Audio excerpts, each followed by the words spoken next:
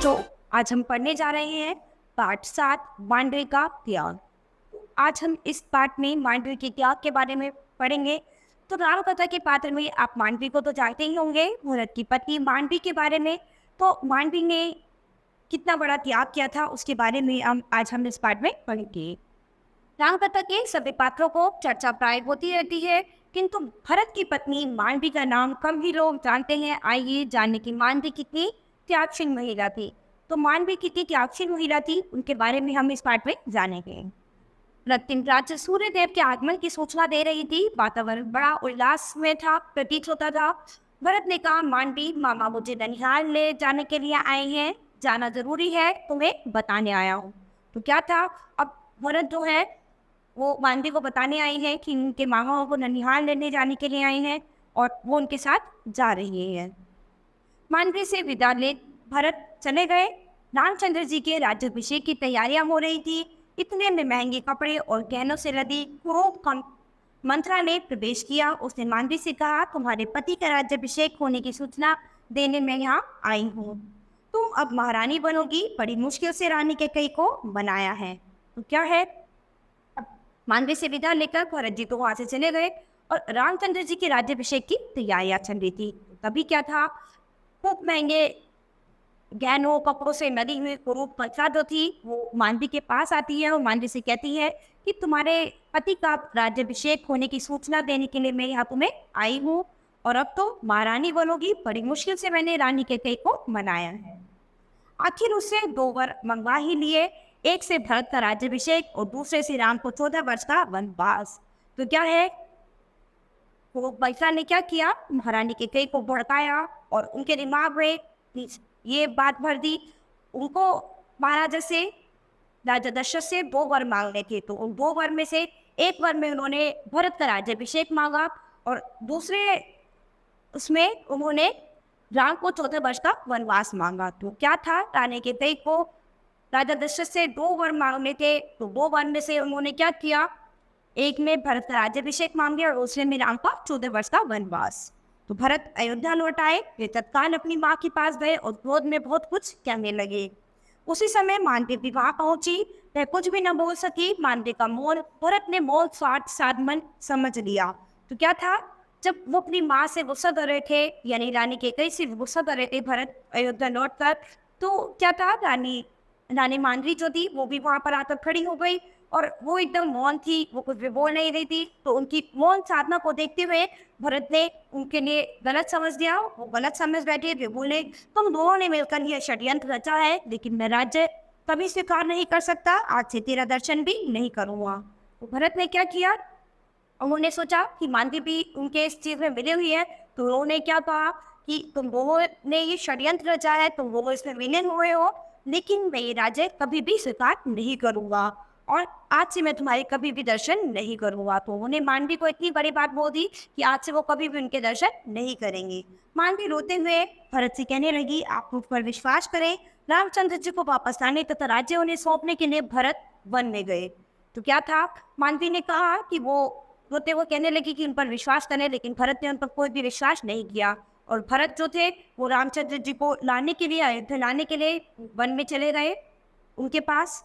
किंतु राम अपने निश्चय पर दृढ़ रहे। भरत उनकी पादुकाएं लेकर अयोध्या लौट आए। अयोध्या के निकट नंदीग्राम आश्रम में मांडवी रहने लगी।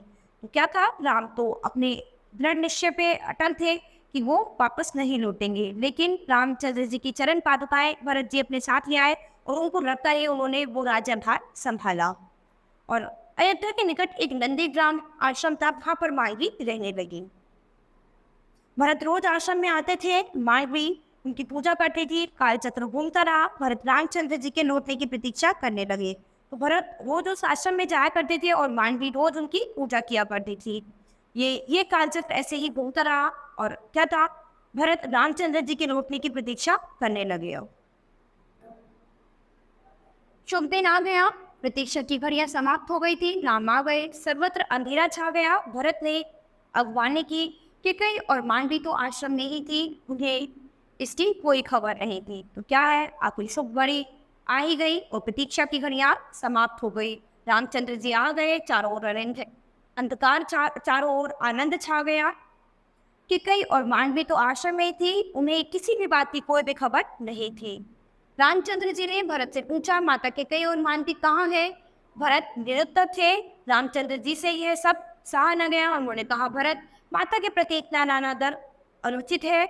मांडवी भी निर्दोष है, तुम स्वयं जाकर उनको ले आओ, वरना मुझे जाना पड़ेगा। जैसे ही रामचंद्र जी आए तो उन्होंने भरत से पूछा, माता कैकेयी और मांडवी कहाँ हैं? लेकिन भरत के पास कोई भी उत्तर नहीं था। वो क्या था? रामचंद्र जी ने भरत जी को समझाया कि माता के प्रति ऐसा अनादर अनुचित है, माता के का ऐसा अनादर करना बिल्कुल गलत है, और मांडवी भी एकदम निर्दोष है। तुम स्वयं जाकर उनको लेकर आओ, वरना मुझे खुद उनको जाकर लाना पड़ेगा। भरत आश्रम में आए। प्रतिदिन की भांति पति का आगमन जान मांडवी भरत की पूजा करने लगी।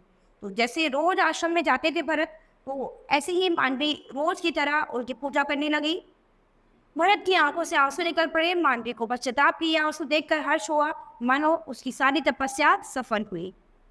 तो क्या है, मांडवी को ऐसे देखकर भरत की आंखों से आंसू निकल आए, और उसके आंसू देखकर मांडवी समझ गई कि अब इन्हें पश्चाताप हो गया है, और ये पश्चाताप के आंसू देखकर उसे बहुत ही खुशी हुई। मांडवी को लगा कि अब उसकी सारी तपस्या सफल हो गई है।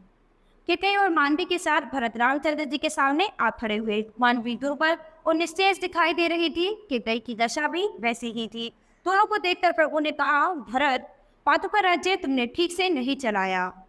माता और पत्नी की ओर ही तुमने पूरा ध्यान नहीं दिया, तो प्रजा के सुख की ओर क्या ध्यान दिया होगा?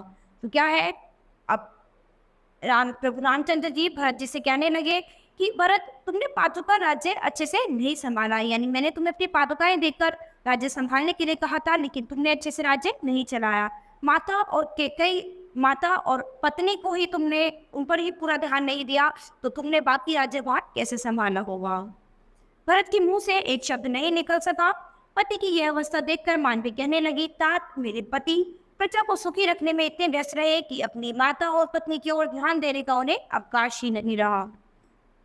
तो अब भरत के मुंह से कुछ ऐसे कुछ शब्द निकलते, उससे पहले ही उनकी पत्नी मांडवी बोलती है कि तात, मेरे पति प्रजा को सुखी रखने में इतना व्यस्त थे, प्रजा की देखभाल में, प्रजा को सुखी रखने में इतना व्यस्त थे कि उन्हें अपनी माता और अपनी पत्नी का कोई भी ख्याल नहीं था। पत्नी का यह वचन सुन भरत का गला भराया। वे अवाक ही मांडवी को निहारने लगे।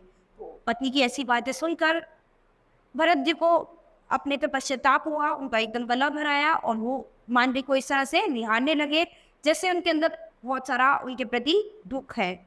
मतलब उन्हें बहुत ही पश्चाताप होने लगा कि उनसे बहुत ही बड़ा गलत काम हुआ है। महर्षि वाल्मीकि रामायण का श्री गणेश करने वाले थे। देवी सरस्वती वाल्मीकि आश्रम की ओर बढ़ रही थी। मार्ग में उन्होंने ध्यान में लीन मांडवी को देखा तो पूछा, अयोध्या में तो अब राम राज्य है, तो क्यों यहाँ ध्यान में बैठी है? किस बात की चिंता है तुझे?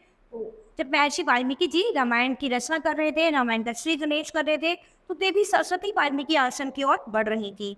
तो मार्ग में उन्होंने ध्यान में लीन मांडवी को देखा तो पूछा कि अब यहाँ पर तो राम राज्य है, तुम इस तरह से यहाँ पर ध्यान में क्यों बैठी हो? इतनी चिंता में क्यों हो? मांडवी ने उत्तर दिया, सुना है वाल्मीकि जी रामायण की रचना करने वाले हैं। मेरी प्रार्थना है कि रामचंद्र जी के वनवास काल में पति का मेरे प्रति जो व्यवहार रहा, उसका तनिक भी वर्णन इस महाकाव्य में ना हो। तो क्या है, मांडवी जो है देवी सरस्वती से प्रार्थना करती है कि मैंने सुना है कि वाल्मीकि जी रामायण की रचना कर रहे हैं, और मेरी प्रार्थना है कि रामचंद्र जी के वनवास काल में जो भी हुआ हो, मेरे पति जो भी व्यवहार रहा हो, उसका तनिक भी इस महाकाव्य में कोई भी वर्णन नहीं किया जाना चाहिए। मांडवी की प्रार्थना देवी सरस्वती ने स्वीकार कर ली। शायद इसीलिए रामायण में विवाह प्रसंग को छोड़कर मांडवी का नाम कहीं भी दिखाई नहीं देता। ये मांडवी की बात देवी सरस्वती ने स्वीकार कर ली, इसीलिए आप रामायण में मांडवी का जिक्र केवल विवाह प्रसंग के अलावा उसके बाद आपको मांडवी का जिक्र कहीं भी दिखाई नहीं देता।